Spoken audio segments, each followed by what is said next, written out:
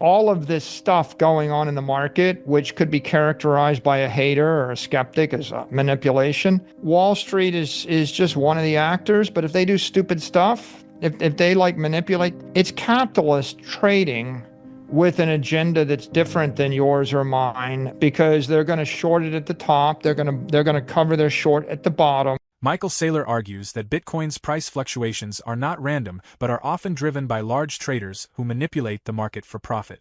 These entities strategically sell off massive amounts of Bitcoin, triggering stop-loss orders and liquidations, which drive the price down.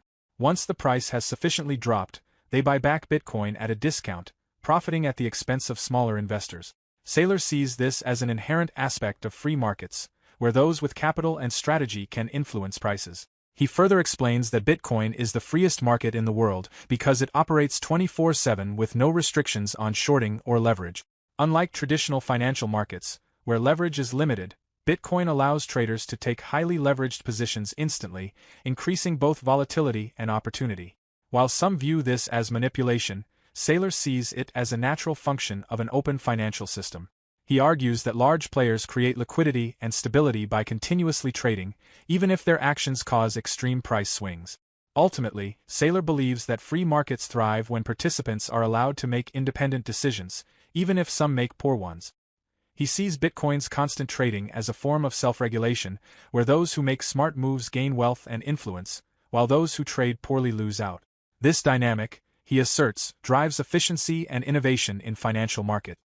When the price moves in random directions and when it moves in the opposite direction of the way that it ought to naturally move, I think there's someone with a lot of capital that's either panicked and they're doing something that I deem to be stupid or foolish, or I think there's someone with a lot of capital that has a different agenda than the rest of us and we don't understand it, and that creates volatility. I don't think it's just Wall Street. I mean, the truth is, Bitcoin's just a free market. It's the freest market in capital in the world. And the definition of free market is anybody can manipulate it any way they want until they run out of money. So if you have $100 billion of Bitcoin and on Saturday night you want to sell all $100 billion of Bitcoin all the way down to 1 penny, maybe you can do it. And maybe you have an agenda to do it. I'll probably be buying it when it gets down to the 1 penny, maybe when it gets to the $1. I mean, if you want to call it manipulation, you can, but I wouldn't refer to manipulation as much as enable. It's enabling you to do it, right? Bitcoin's volatile. It's always going to be more volatile than the S&P. The S&P's vol 15 and Bitcoin's vol 60.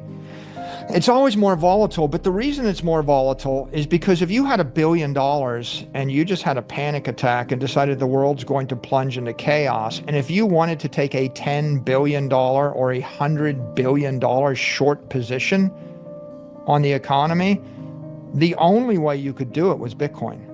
But Bitcoin would give you not just the ability to short the market, it would give you the ability to short the market in 1 minute. It would give you the ability to short the market with 100x leverage or 50x leverage or 20x leverage. Okay? The truth is on Wall Street, normally you can't even short more than 2x. Like, it's very difficult for people to get extreme leverage. I guess in the CME market, they get a bit more leverage in the futures, so there they can bring more leverage. But, I mean, Bitcoin is really providing everybody in the world with the greatest degree of liquidity and leverage and credit. And maybe you're a fool to short it, but maybe you're a fool to go long the other way. But the point is, that's what makes markets. Everybody's got their opinion, and you might think that you know better, but if somebody wants to panic sell $1 billion of Bitcoin on Saturday night because they heard that missiles got launched because they saw it on X from a stupid troll account, your position is either you're not allowed to do it, I'm going to censor the transaction because you're just not allowed, and I'm the God King of capital markets. If you're stupid enough to sell $1 billion based on a troll account because you saw a meme and there was no missile strike, or maybe there was, but it didn't matter, you're just going to lose the money. You won't have the money. Michael Saylor highlights how major traders manipulate Bitcoin's price by strategically selling large amounts, triggering stop losses and forced liquidations. This artificial market movement causes panic among smaller investors, leading to further price drop. Once the price is low enough, these same traders buy back assets at a discount, profiting while retail investors suffer losses. Despite criticism of manipulation, Saylor sees Bitcoin as the purest free market, allowing anyone with capital to influence price movements. Unlike traditional financial markets with restrictions on shorting and leverage, Bitcoin operates 24/7 with high liquidity. He argues that volatility is not a flaw but a feature, rewarding those who make smart moves while naturally filtering out weak hands. And what I would say about all this volatility and all this trading is the very intelligent capitalists that make the right trades are getting richer and more powerful and more influential. And the really stupid capitalists that make the wrong trades are getting poorer and they're getting less powerful, right? And they're becoming irrelevant. And the marketplace is much more complicated than you or I or any regulator or anybody on the face of the earth. And the real beauty, the insane beauty of the Bitcoin network is it is the world's greatest free market. Maybe the greatest free market of anything. I mean, I wonder, is there any product in the world that is traded globally 24/7, 365 in multi-billion-dollar components where everything is connected to everything all the time? I don't. You can't short Manhattan real estate. You can't short gold. You can't trade iPhones. Like you can't panic sell 1 billion iPhones on Saturday night because you think Apple's going under, and you can't, roaring kitty buy 10 million iPhones on Sunday morning. And so I don't know that there's another free market to buy and sell things with or without leverage at any point, anywhere, that's greater than Bitcoin. So I just think Wall Street is just one of the actors, but if they do stupid stuff, if they manipulate, see, the thing is, you can manipulate the price of a stock at 4 p.m. in the evening, knowing that no one's going to touch it until 9:30 the next day. You can't really do that with Bitcoin, because if you manipulate the price of the stock at 4 p.m., it's going to trade another 6 hours. So if you manipulated it down, you would be the loser, because people would be buying it cheap, in Japan and China and Europe while you're asleep. And then you're going to wake up and you're going to find that you're naked short and you've lost your shirt. So I think this is a game for adults. And, maybe they short it and they buy it back.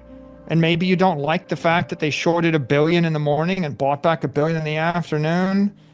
But a free market person would say, hey, they created liquidity. And because they created liquidity, it trades 10x as much as it would otherwise trade. And because it trades 10x as much, that means that you can actually extract $1 billion in 5 minutes instead of $1 billion in 5 months. Right? It's like, you ever see a gyroscope? I'm spinning the gyroscope really fast, and you're like, well, wait a minute, it's not going anywhere. What's the point of spinning a gyro really fast if it doesn't move? Because the answer is stability, right? It creates enormous stability. We use it in inertial navigation systems. And so all of this stuff going on in the market, which could be characterized by a hater or a skeptic as manipulation, it's capitalist trading with an agenda that's different than yours or mine based on their local knowledge. And they're creating liquidity, they're compressing the spread, they're creating credit, they're creating stability, they're actually diminishing the volatility because they're going to short it at the top, they're going to cover their short at the bottom. They're creating a stable framework, and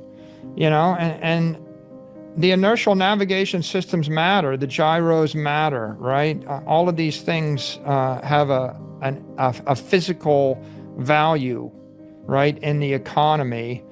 And I think anybody in business or anybody that studied life much, they realize that in a city or in an economy where lots of actors are able to go about their business doing things that you don't understand, that you wouldn't do, normally that maximizes productivity and quality of life. Right? And if we only agree to do the things that you think make sense, Well, every idea that you never thought of is never coming to you. And the truth of the matter is, you'd probably be dead because there's probably 99,000 things that get done in this society that you can't do, that you wouldn't even think to start doing, that are going to save your life one day. And so I just think let the free markets market. That's what they're meant to do. That's what makes the entire world work. That's what lifts humanity out of the gutter. Michael Saylor argues that Bitcoin's extreme volatility is a natural part of a truly free market, where large traders and institutions can influence prices through strategic buying and selling. Unlike traditional financial markets, Bitcoin operates 24/7 with no restrictions on leverage, allowing for rapid shifts in price. While some view this as manipulation, Saylor believes it's simply the result of capital moving freely, rewarding smart investors and penalizing those who make poor decisions. This cycle of price crashes and rebounds ultimately strengthens the market by redistributing assets to those who can withstand the volatility. With governments now exploring Bitcoin reserves and institutional involvement growing, the debate over regulation and market control is heating up. Some see increased regulation as a way to stabilize Bitcoin, while others argue it goes against the very nature of decentralization. What do you think? Should governments hold Bitcoin reserves, or does this give too much power to a few entities? And is Bitcoin's volatility a problem, or is it what makes it truly valuable? Share your thoughts in the comments.